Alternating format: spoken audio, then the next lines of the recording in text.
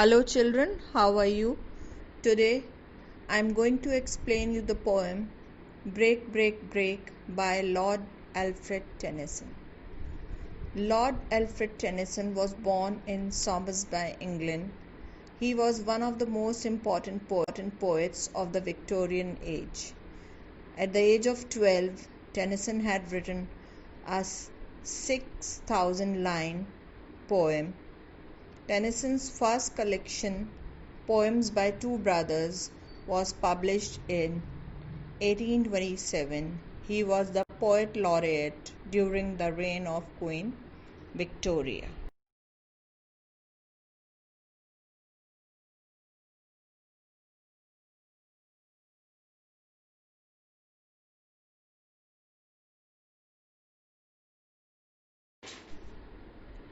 The poem Break, Break, Break was written by Tennyson during early 1835 and published in 1842. The poem is an elegy that describes Tennyson's feelings of loss after the death of his friend, Arthur Henry Hallam. It describes his feelings of isolation. The poem is primarily about death and loss. It describes feelings of loss and the realization that there is something beyond the cycle of life and death. The poet is standing on a cliff near the seashore and is addressing the waves of the sea. It has a strong biographical connection containing Tennyson's feelings of melancholy and nostalgia.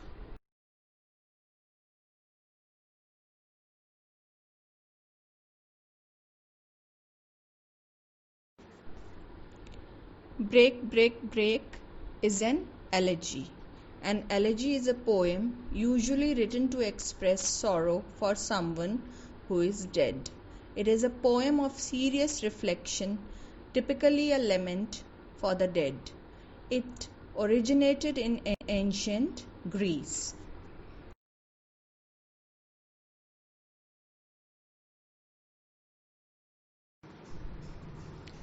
Break, break, break on thy cold grey stones, O sea, and I would that my tongue could utter the thoughts that arise in me.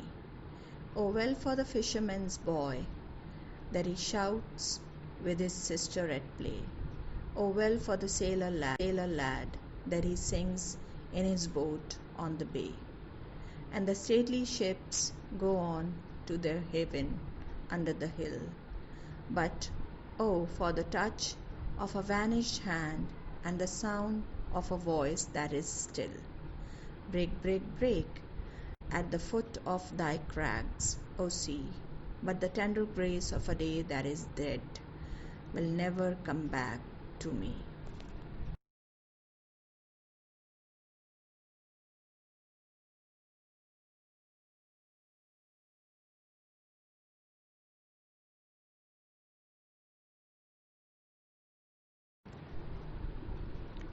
The explanation of the first stanza is the poet Alfred Lord Tennyson is standing on the seashore and observing and talking to the sea waves that come with great force and break on the cold grey rocks.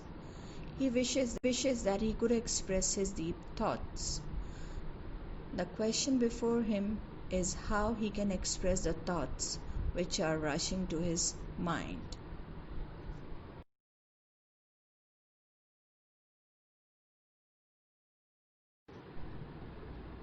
In the second stanza, the poet envies the fisherman's boy who is happy, shouting merrily and playing with his sister.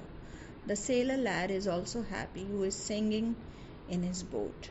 The poet, on the other hand, is entirely in a different mood. He is restless and grief-stricken at the death of his friend Arthur Henry Hallam.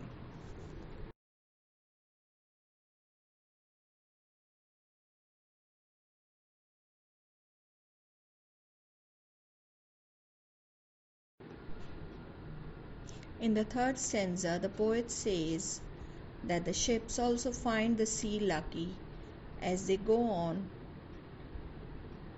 into the harbor at its edge.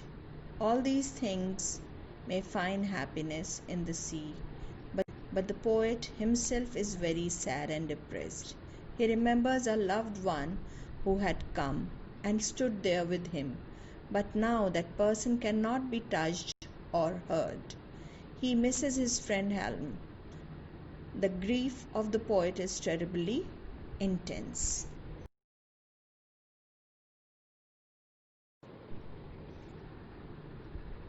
In the last stanza, the poet feels that the waves can come again and again and touch the stones lying there, but he will never be able to recapture the happy days that he spent with someone.